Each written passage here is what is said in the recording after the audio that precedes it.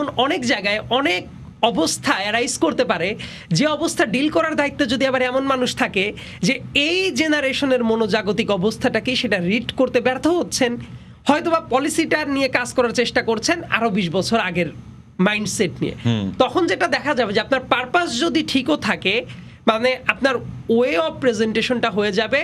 খুবই অড, এবং ওই জায়গায় দেখবেন এমন অনেক ঝামেলা হয়ে যাবে যেটাকে আপনি ট্যাকেল করতে পারবেন না। সো এই জায়গায় যেটা করতে হয়, যে আমি সবসময় একটা কথা বলি যে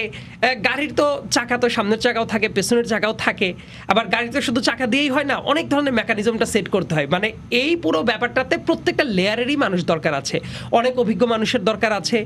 অনেক ফিল্ড এক্সপার্ট মানুষের দরকার আছে, ইয়াং মানুষদের দরকার আছে, অ্যাট দ্য সেম টাইম এইটার ভেতরে থেকেও কেউ কনস্ট্রাকটিভ রোল প্লে করবে সেটার দরকার আছে, আবার কেউ কেউ চোখ মুখ বন্ধ করে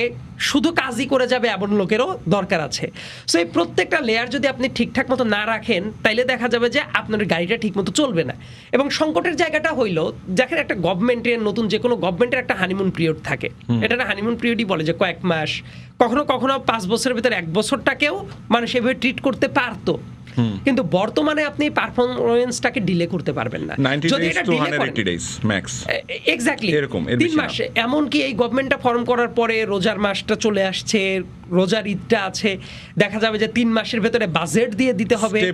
সো অনেক জাতীয় সংকট সামনে আসতেই থাকবে। এবং এই অ্যাসিড টেস্টগুলো উতরানোর জন্য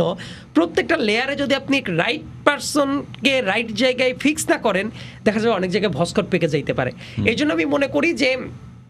প্রত্যেকটা লেয়ারেরই লোকের সেটিংটা ঠিক আছে কিনা এটা খুব গুরুত্বপূর্ণ, তা না হলে যেটা দেখা যাবে অনেক জায়গায় কমিউনিকেশন গ্যাপ হয়ে যাবে।